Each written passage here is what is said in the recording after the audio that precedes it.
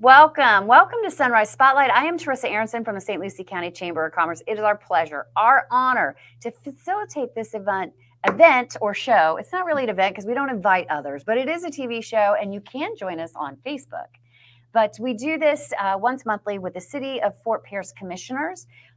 We like to know what's going on in Fort Pierce. We want to keep you abreast of what's going on in Fort Pierce, and we want to make sure you're educated. There's a lot of information coming out in the next year or so on ballots. There's some referendum issues. Correct. We're going to address some of those, not all today, but through the course of the show in the next several months. Today, however, we are going to spend some time for the very first time with the newest commissioner on the City of Fort Pierce board. Of course, it is Arnold Gaines, newly elected. Thank you. Welcome, Commissioner. It's so nice to have you. You are filling the seat of one of a longtime commissioner Correct. who passed away last year, and very sad. I served with Rufus Bird, Commissioner Rufus Alexander, on the TDC and a couple other things, and he was a fun and funny man. Yeah, he was very instrumental in me growing up. I tell the story all the time. I actually grew up in his household. His oldest daughter, who is also passed, Lisa, was like one of my best friends. I was older than her, but if you didn't know it, thought she was the big sister. I could see that. And can tell me everything. But yeah.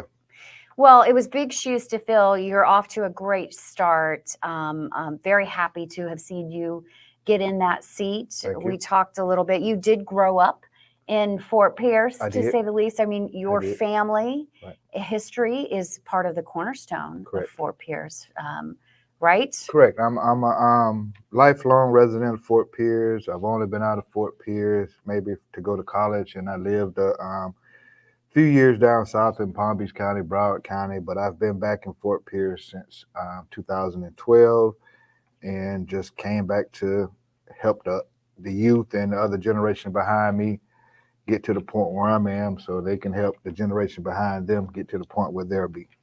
And that was just like your father before you, right? Yes. For those of you watching, of course, Arnold is the son of Samuel Gaines. Samuel Gaines is my father, and what he did was he's basically doing the same thing. He's followed in the footsteps of my great-grandfather, Albert T. Stone. So I'm following in his footsteps, and we've been trying to get the records right. And I know you said cornerstone of Fort Pierce.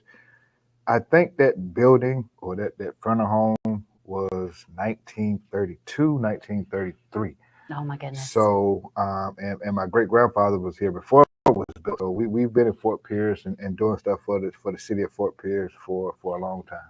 Yeah, I think so. I'm going to share with people at home, and I'm hoping to have them on the show in the near future. But Samuel Gaines comes and does a history for the Leadership St. Lucie class every year, Leadership St. Lucie, and he talks about the times that he lived through as a child when there was segregation in Fort Pierce, and the funeral home, your family's funeral home, was really the only provider for the most part for those people that passed in Fort Pierce. It was actually two. Mr. Alexander's family Yep. also had a funeral home, but if you go back to the records, both of the families helped each other. Yeah. So if you go back and look at the old records, both of the families helped each other, and they're business partners. But the funny thing about our community is that people in the community thought that the funeral homes the families didn't like each other, and that's just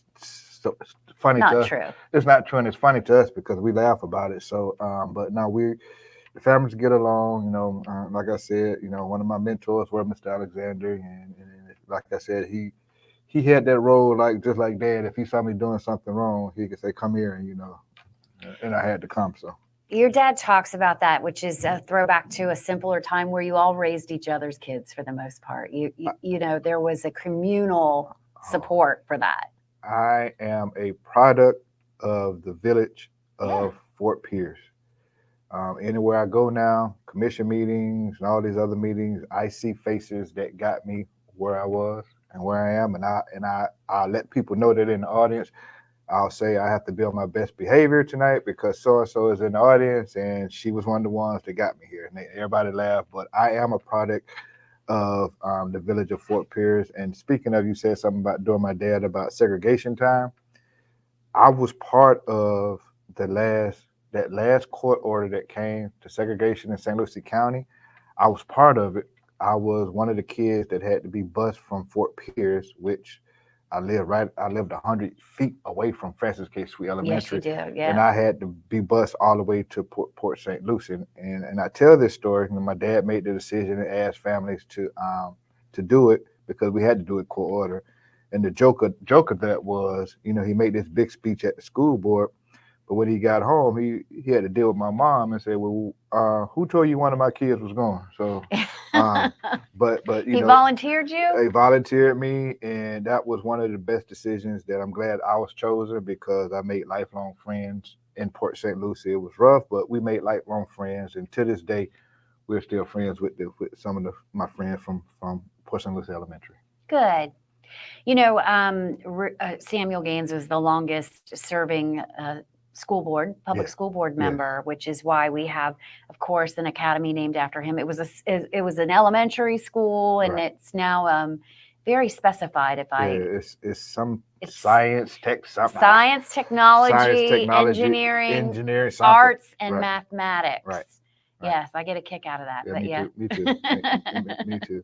So it's a long history in the community for Yeah, sure. yeah. So I take this position. Well, I take everything I do serious. That's something I was taught with, but I take this position very serious because I know I'm following somebody who took it serious. Hmm. But I also come from a family that has been giving back to the community and doing things for the community forever. And one of the things that I didn't run on my dad's name. I'm on my own No. thing. But one of the things that people don't understand is, and they always bring up dad, is that yes, dad sat on the school board for I don't know how long we said 36, 30, Yeah, long long time. time. But people don't understand that my mother taught in St. Lucie County schools for 44 years. And when she retired, for the next 15 years after she retired, she probably tutored teachers and kids at her kitchen table. Very good. So you What'd got she to. teach? She taught high school math, Oh, geez. algebra to calculus. Oh, very nice. Right. I don't think I did know that about your Yeah, mom. See? she taught 44 years, and she tutored kids and teachers for about another 15. Good for her. And So never, you had it from all sides, didn't you? No pressure. no pressure. No, No, no from pressure. from a high school math teacher to a school board No, member. No pressure at all. I was that kid that sit in the class. I tell everybody all the time, I'm the kid that put all the gray in my dad's hair. So I was the kid that had the teacher to say, I cannot believe you're cutting up in my class like this, and your mom is a teacher, and your dad is on the school Yep. board.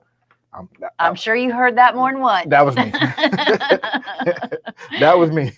Do you have brothers and sisters? I have an older brother who is a retired air traffic controller, and he said he needed a easier job, so he became a firefighter. So Okay. he's about to retire from Orlando fire department and sometime soon, but he has years in there. And I have a sister who is actually now an educator in she's a licensed mortician in the business, but she's also an educator for the Indian River school system.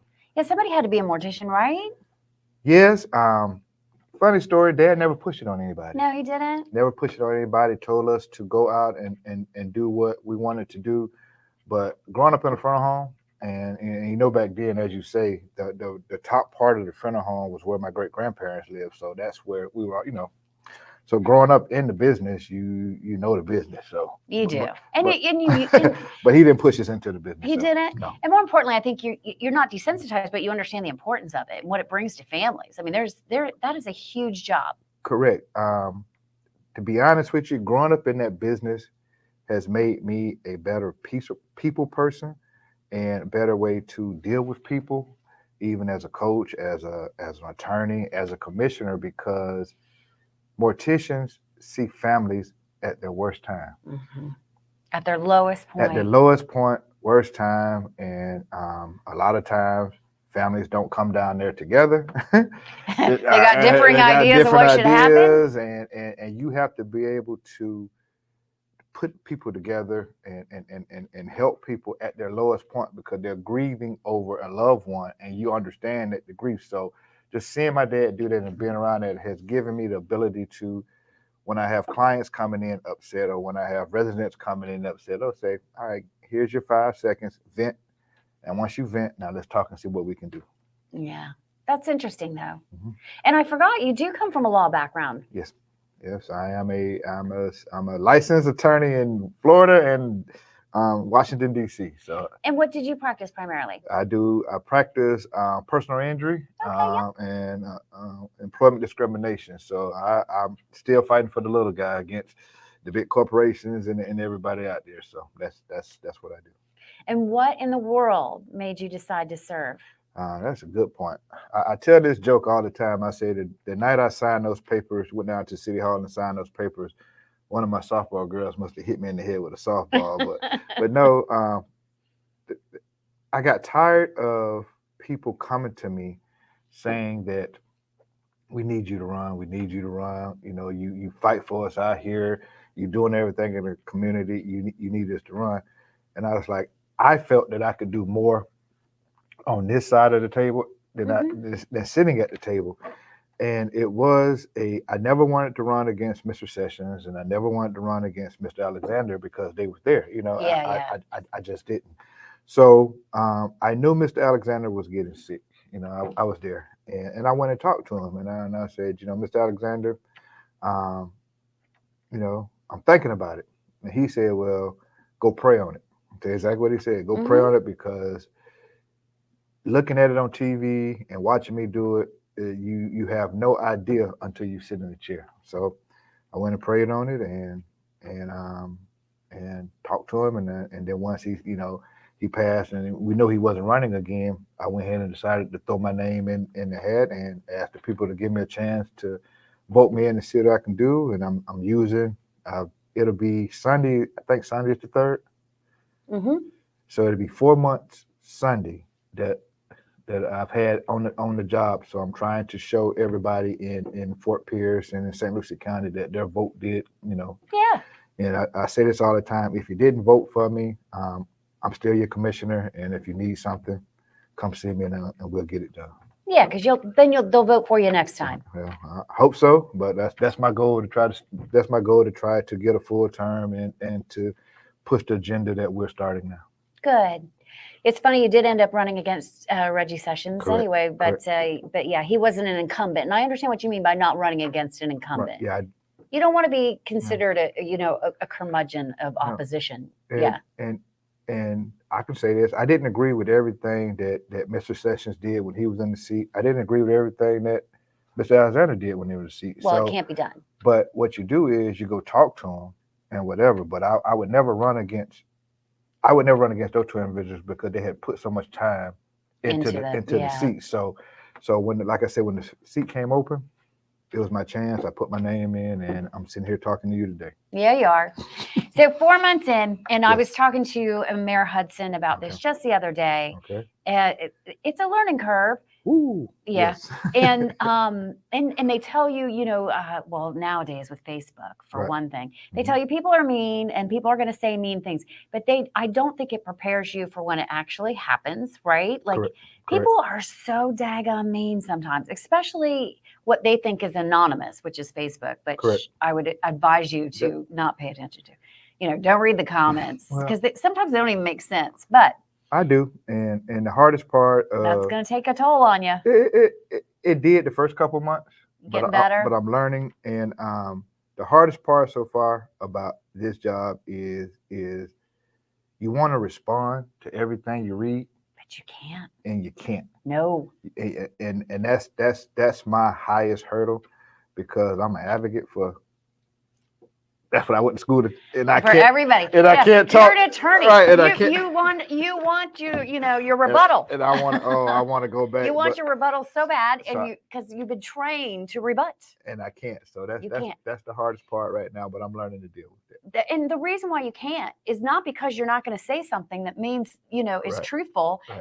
you are not going to say anything to change some people's minds. Correct. Some people's just want to be mad. Correct. Or all you're going to do is make bulletin board posts for them to Yeah, come back yeah, and yeah. to come back on you. Use It's it tough. against you, I so. go through it a bit at the chamber too, Right. you know. I can imagine. I'm a bit of a public personality.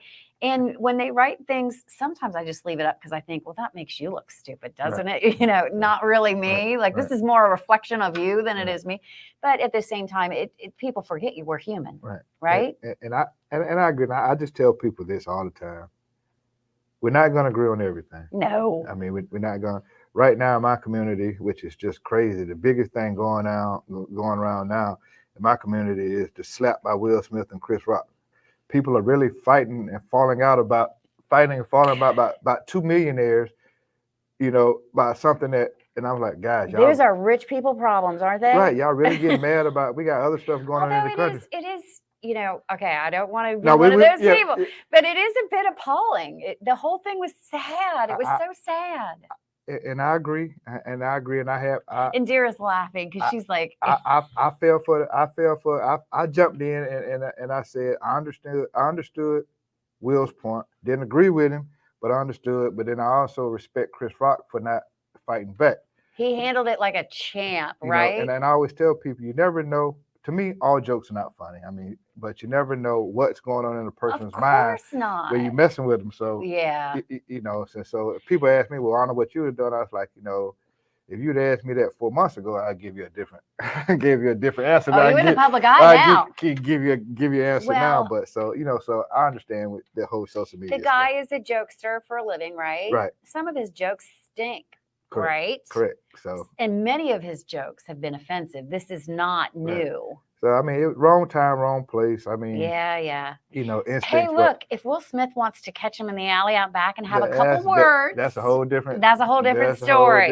Different story. But you walk up on a national stage. Right. See, now you got me going. I'm sorry. You asked the question. Now you got me going. I'm sorry, but that's so. I was just so sad. And honestly, you know what I thought? And this is so people can get mad at me, not you. I don't care. I just thought that is a sad, sad man in what seems like might be a troubled situation personally. Because if my husband gets up to smack somebody, and I'd be like, what the heck is wrong with you? Right. And that goes to my point. And I agree. When you see somebody walking, or you see somebody in the store, or you see somebody, you never know what that person is going on. And that's why I try to tell people all the time, by walking by somebody, it's free to say hello. How are you doing? Hope you're having a great day. You don't know how just those few words could save a life, could change your life, could give somebody some confidence that, you know what, there's at least one person in this world that sees me, that said hello to me. And I tell people all the time, but you walk into Walmart right now, people looking at you, why are you speaking to me? And I'm like, I'm just saying hello. I'm just saying hello. They're suspicious?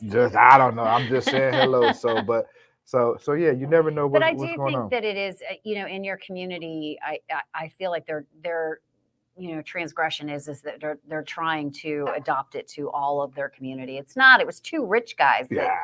These people, millionaires, multi-millionaires. Two, you know, a sad man, and probably a sad marriage, and a not so funny guy that night. One thing with millions of dollars. One thing my dad and granddad taught me is to worry about your own household. Yeah. Don't get in other people's households, because it ain't none of your business. And if you go in somebody else's households and take sides, they probably gonna turn on you to ask you why you're in their business. Probably they will. Right. So they will turn on you. So I don't know what's going on in Chris's household. But I don't know them personally, so I can say he's probably a sad man in a sad marriage. Because I'm not at his house. I don't think I'm going to run into them anytime soon. And then they walk through the door, and we both put our heads down. I think I'd give them both a hug. Just be like, what do you need? Right. I feel like there's something you need. Hey. But we have totally digressed, which you'll find out. I'm sorry. No, this is pretty much the nature of all of my shows that I do. We get off topic, we go down a rabbit hole of nonsense, but hopefully people find a little bit of entertainment out of it. I'm good. And they keep listening. Correct. All right, good. So let's talk a little bit about what's going on in Fort Pierce. We talked a tiny bit about, of course, parking is going to be. It's coming. Yeah. So here's the other thing as a commissioner, if everybody agreed, then there would be no need for commissioners, right? Correct. There would be no need for a decision-making board because everybody would just be in agreement. Correct. So that's not going to happen. That's why we have commissioners. So parking is going to come before the commission for votes eventually. Yes. And you are going to tick off people and you're going to make some very, very happy. I am. But okay. Let's talk about the monkey in the room. Let's talk the elephant in the room. Let's talk about parking. Okay. Everybody that's been downtown or lived in Fort Pierce for the last 2 to 3 years know that there's a parking problem in Fort Pierce. In the winter. In the winter time, there's a parking problem. But the more that we develop Fort Pierce, the more people outside of Fort Pierce are coming in to see how beautiful Fort Pierce is. And if I talk to the local residents, I don't want to go downtown and park or pay for parking. Why should I have been here all my life? If you talk to the business owners downtown, they're so happy because parking is full and they're getting the business. So I'm weighing the options, what are we going to do? No one wants to hear paid parking. I understand that. And I've looked at all studies from the parking committee. I've looked at other cities. They have similar problems as Fort Pierce with parking and try to read their minutes and see what they're doing. So I will be prepared for whenever that discussion comes. And I think it's in May. I think it's May, maybe next month. But I'll be ready to have that discussion. And I'm hoping that people who wanted to discuss it come to the meeting and not sit home and write emails and Facebook posts. Come to the meeting. Oh, that's a heavy wish. Come to the meeting and let us hear your opinion, because you might say something that none of us have thought about. And that's true. That's true. Is that if you talk rationally and factually, you may bring up a good point. Correct. But if you talk out of raw emotion, you typically make no points. Right. So if you do have a rational argument as to or con, pro or con, come on down and rationally give that speech to us. I think all elected officials appreciate that, to be honest with you. And I can say that if they do that, the board would really appreciate it, because we really want to hear the concerns. But at the end of the day, it's our job. We were elected to do a job to benefit the entire population of Fort Pierce, not just certain individuals, not businesses, not residents, but we have to make the best decision we think for the community as a whole. So we run into this problem all the time. We run into it in Port St. Lucie as well, because I do a show coffee with the mayor. I do a show coffee with the chair. I make my rounds with all the jurisdictions. Everybody has a desire to be the last man in the pool. Correct. Like, I've moved here. I just bought my house. Now shut it down. Turn off the water, shut the gates, put a rope around the community. Correct. My house is done. And I get that, because I certainly, as a human, feel that way too. Like, I want to be the last one. Right. It's not possible. As a human, I want to feel that way. But as an adult, I understand that that's not possible. Right. Everything has to progress. That's just how the world works. So I'm sure you guys will make the right decision. It's not going to be an easy decision. It's not going to be an easy decision. But remember, you can't be the last person in town. Like, we can't say, okay, today, Bob Smith moved in and that was the last one. No. Yeah. And you can't say, look, I understand it's always been this way. Right. It doesn't mean that it should always be that way either. So I don't know what you're going to decide, but I know business has to progress. They have to make money to stay in business. For all those people who have been here, ask themselves, how many restaurants have they seen come and go? Correct. How many storefronts have they seen come and go? Correct. And ask themselves why that might be. Correct. So we'll see. This is how I do my rebuttal.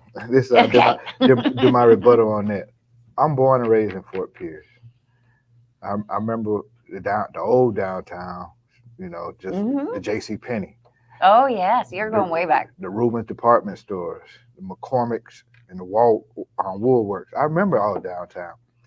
And if you would have told me as a kid that downtown Fort Pierce would have a destination hotel, and I mean, a destination hotel is a hotel that is you go there to Just to vacation. just a vacation. You don't leave the property. You're not there to visit family. You're there because you want to go to that place. And just be spoiled. And if you'd have told me Fort Pierce would have one, a destination hotel, I probably would have laughed at you or stepped away from you because I thought you might have been crazy or something. Yep.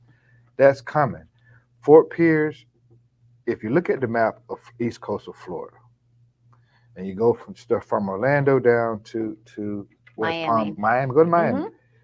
What's the next area and the most central area for the growth to come? It's us.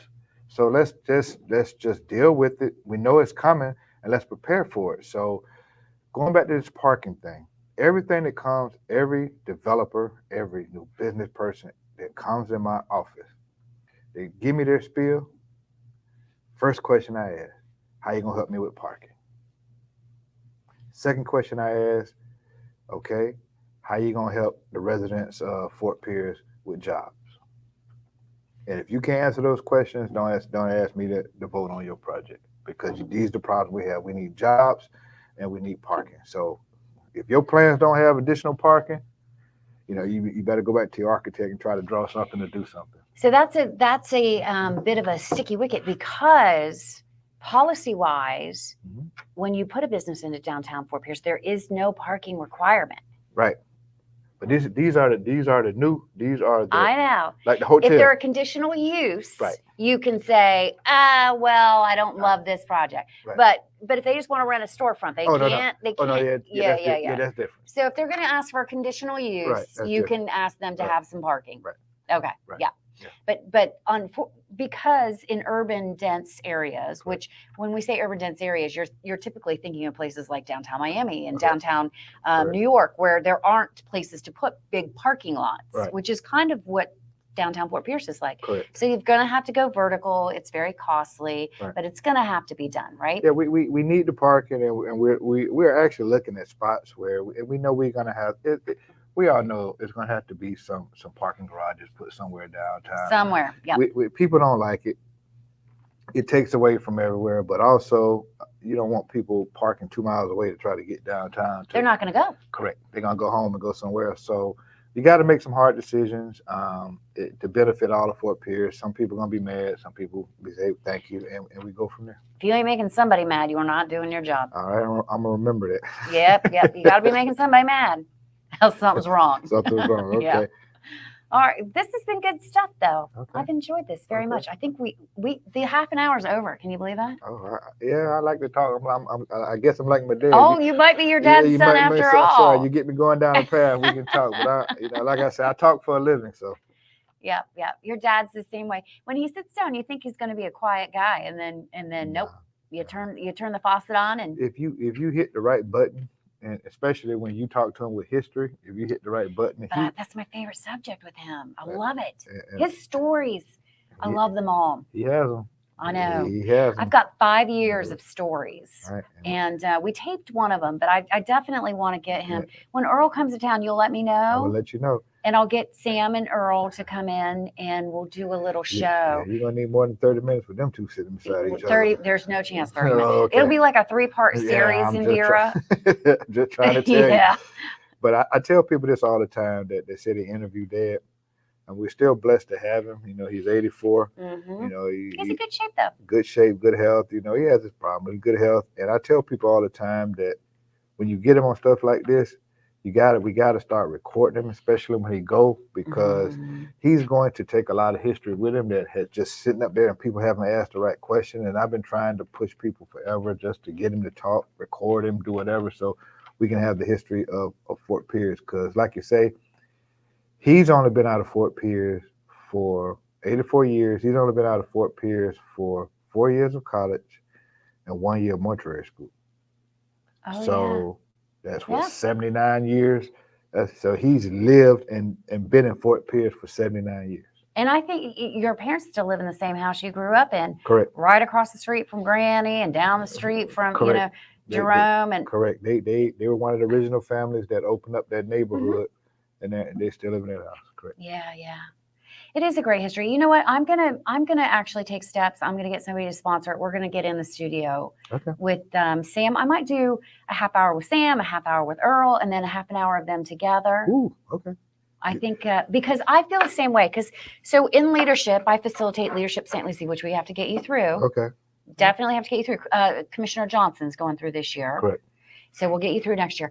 Anyway, I've been facilitating it for, I don't know, a decade. Okay. And I went through it myself a long time ago. Said that not we're in class 38. I went, my class was 24. Okay. So yeah, Okay. I went through it Okay. a long time ago. And I was, Lucille Wright, who's the unofficial historian of St. Lucie County. She got on the bus with us and did history. She's getting a little too old to participate at all anymore. Okay. And I got to experience that. And then Louise Golfer, and you know Louise, you knew Louise. She was a pivotal human for the Indians, and I got to hear her speak. I got to know her, and she passed. And I worry about it every day. And I know Granny and I had become friends. Miss Russ was just one of the dearest people you'll ever meet. Yeah, Miss Russ and my dad are high school classmates. Yep. They were friends, and Miss Russ is getting up there in years, and she couldn't participate this last year. So I got to get it on film. I got to get it on film, Arnold. I can't wait any longer. I agree. All right, we're going to work on that. You and I are going to do that. We took 2 minutes over, but we've made a huge decision, and we're going to make that happen. Okay. So I'll count on you to deliver your dad, and we'll get that done. I have him here. All right. Well, I want to thank everybody for watching today. Indira, is there anything I need to tell anybody before we go? We're good to go. I want to remind everybody that you can head on over to the cityoffortpierce.com, and you spell out Fort and you spell out Pierce. I don't know how else you do it, and you can check their calendar of events and lots of things going on. And same with us, all things TreasureCoast.com is an online calendar, and it has all events throughout the Treasure Coast. You can search by day, you can search by area, you can search by type of event. There's also resources on there. I want to implore you to head on over to allthingstreasurecoast.com. I'm going to thank the city of Fort Pierce for allowing us to do this every single month, and all of you for tuning in. It's really nice that we have all of this on film too, to be honest with you. That's the great day of technology. We're going to have film on everybody else from here on out, whether they want it or not. Okay. And thanks to Indira and everybody here. Joel, I got to see Joel for a minute. Indira, it was very nice to see him. And thanks for joining us, everybody. Until next time. I started to lose my